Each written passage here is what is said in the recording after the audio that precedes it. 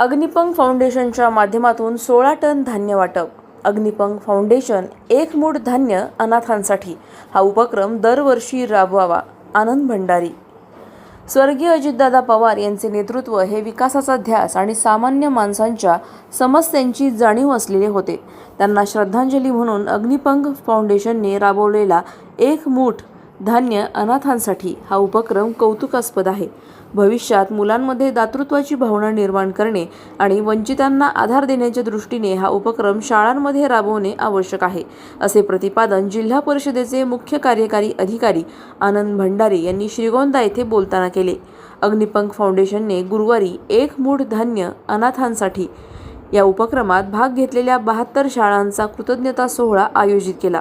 यावेळी आनंद भंडारी बोलत होते. अध्यक्षस्थानी सेवानिवृत्त शिक्षक भाऊसाहेब वाघ होते.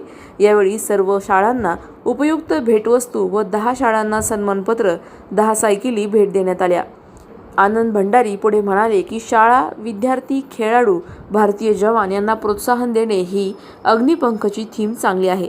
सोशल मीडियाचा वापर कमी करण्यासाठी मुलांमध्ये वाचनाची गोडी निर्माण करण्याची, त्यासाठी प्रत्येक शाळेत वाचनालय तयार झाले पाहिजे. प्राथमिक विभागाचे जिल्हा शिक्षणाधिकारी भास्कर पाटील म्हणाले की अग्निपंखने शाळांना आधार, सामाजिक परिवर्तन करण्याच्या दृष्टीने चांगले काम चालवले आहे. माध्यमिक विभागाच्या शिक्षणाधिकारी संध्या गायकवाड म्हणाल्या, शिवरायांनी हिंदवी स्वराज्याची शपथ घेतलेल्या रायरेश्वर गडावर जिल्हा परिषद प्राथमिक शाळेची सुंदर इमारत बांधून दिली. अशा कामांची गरज आहे. यावेळी उद्योजक संजय कुमार मचे, प्रवीण शिंदे, रामदास झेंडे, डी भुजबळ, विकास पाटील, आबासाहेब जगताप यांची भाषणे झाली. प्रास्ताविक अग्निपंख फाउंडेशनचे विश्वस्त दिलीपराव काटे यांनी केले. यावेळी तहसीलदार सचिन डोंगरे, गटविकास अधिकारी राणी फराटे, गट शिक्षणाधिकारी कुसुम कुमारी, कानडी संदीप, सोमवंशी किसन, वऱ्हाडे NT शेलार, अंकुश घाडगे, गोपाळराव डांगे, भावना मोहिते होते. सूत्रसंचालन विशाल चव्हाण यांनी केले. आभार राजकुमार इथापे यांनी मानले. प्रतिनिधी Sarjerao Salve, star India 1 news, Shrigonda. या राज्याचे उपमुख्यमंत्री स्वर्गीय अजितदादा पवार साहेब यांना श्रद्धांजली अर्पण करण्याच्या उद्देशानं अग्निपंख फाउंडेशन श्रीगोंदा यांनी एक धान्य अनाथांसाठी हा अतिशय स्तुत्य असा उपक्रम श्रीगोंदा तालुक्यामध्ये त्या ठिकाणी राबवला. या उपक्रमाच्या माध्यमातून जवळजवळ 16 टन धान्य 22 संस्था, 72 जिल्हा परिषदेच्या शाळा, माध्यमिक विद्यालय येथील शिक्षक, विद्यार्थी या सगळ्यांनी समाजामधून त्या ठिकाणी गोळा केलं.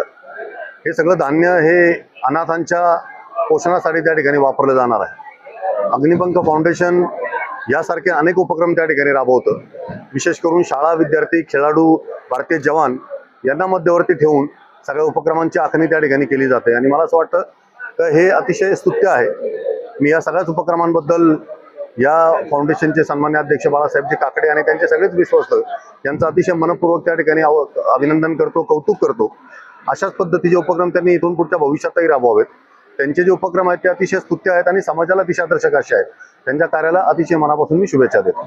सर, अनाथ मुलांसाठी संगोपन असेल किंवा शिक्षण असेल या कार्यासाठी जिल्हा परिषद मार्फत काय उपाययोजना करण्यात आल्या? जिल्हा परिषदेच्या शाळा आपल्याला माहिती आहे का, जिल्हा परिषदेमध्ये आमचा शिक्षण विभाग प्राथमिक असेल, आमचा महिला बाल कल्याण विभाग असेल, समाज कल्याण विभाग असेल, हे सगळे विभाग हे समाजातले जे उपेक्षित घटक आहे, या उपेक्षित घटकांसाठी गोरगरिबांच्या मुलांना शिक्षण देण्याचं आम्ही काम करतो. त्या ठिकाणी समाजामधले जे वंचित घटक आहेत किंवा जे दिव्यांग मंडळी आहेत यांनाही वेगवेगळ्या योजनांच्या माध्यमातून लाभ देण्याचं किंवा त्यांना स्वतःच्या पायावर उभं करण्याचं काम हे जिल्हा प्रशासन त्या ठिकाणी करत असतं. अनेक योजना आम्ही शासनाच्या त्या ठिकाणी केंद्राच्या असतील, राज्याच्या असतील त्या ठिकाणी राबवतो. जिल्हा परिषदेच्या प्राथमिक शाळांमध्ये आपण बघितलं असेल का सर्वसामान्यांची, कष्टकऱ्यांची, गोरगरिबांची सगळ्यांची मुलं या शाळांमध्ये शिकतात आणि अतिशय उत्तम गुणवत्ता सध्या जिल्हा परिषदेच्या शाळांची या विद्यार्थ्यांची आपण सातत्याने पाहतो. अनेक उपक्रमांच्या माध्यमातून सातत्याने जिल्हा परिषद कार्यरत आहे. डिजिटलायझेशन चालू आहे. जिल्हा परिषद शाळा त्यामध्ये अग्रेसर आहेत. अजून भविष्यात कोणती डिजिटलायझेशन होऊ शकते किंवा आता सध्या आपल्याला माहिती आहे का, डिजिटलायझेशनच्या युगामध्ये सगळ्यात सुरुवातीला आपल्याकडे कम्प्युटर्स आले. त्याच्यानंतर आपण इंटरॅक्टिव्ह पॅनल्स मोठ्या प्रमाणामध्ये आपल्या शाळांमध्ये दिले. टॅब्स आपल्याकडे आले. बऱ्याच ठिकाणी आपल्याकडं प्रयोगशाळा त्या ठिकाणी झाल्या. आता नवीन काळाची गरज लक्षात घेता एक कुसुमाग्रज वाचन अभियान आम्ही सुरू केले, ज्या योगे आम्ही विद्यार्थ्यांना वाचनाकडे घेऊन जातो. तंत्रज्ञानाच्या ह्या युगामध्ये सध्या आता आपल्याला माहिती आहे आर्टिफिशियल इंटेलिजन्सचा जमाना आहे, मशीन लर्निंगचा जमाना आहे. तर ह्या काळामध्ये ह्या AI आणि रोबोटिक्सच्या ज्या लॅब्स आहेत ह्या शाळांमध्ये उभं करण्यासाठी आता जिल्हा परिषद त्या ठिकाणी प्रयत्नशील आहे. माननीय जिल्हा नियोजन समितीच्या माध्यमातून सुद्धा आम्ही अशा प्रकारचे उपक्रम त्या ठिकाणी घेणार आहोत. CSRच्या माध्यमातून अनेक कंपन्यांनाही आम्ही आवाहन केले. अनेक शाळांमध्ये त्या ठिकाणी आता आमच्या AI रोबोटिक्सच्या लॅब्स होत आहेत.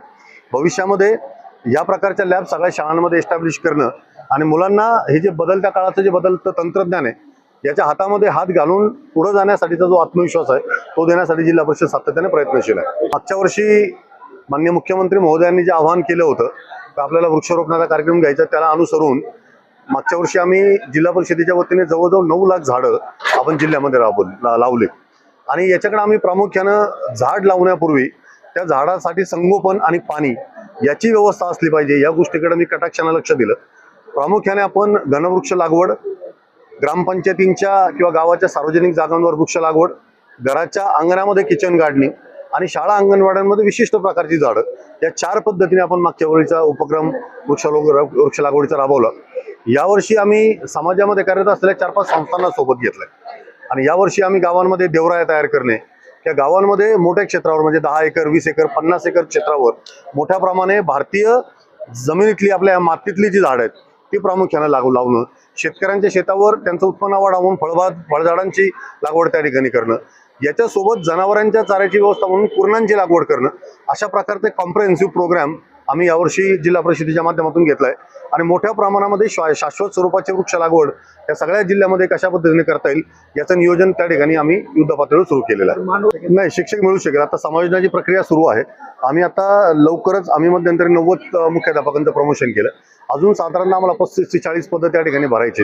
आणि मला माहिती आहे की श्रीगोंद्यातली मुलांची आणि मुलींची जी शाळा आहे ती आदर्श शाळा म्हणून त्या ठिकाणी नावाजली जाते. मागच्या वर्षी या ठिकाणच्या एका शाळेला मी 9वीच्या वर्गाला मान्यता दिली.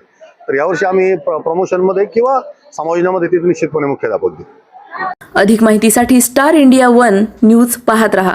चॅनलला सबस्क्राईब करा आणि अशाच अपडेट्ससाठी बेल आयकॉन दाबा.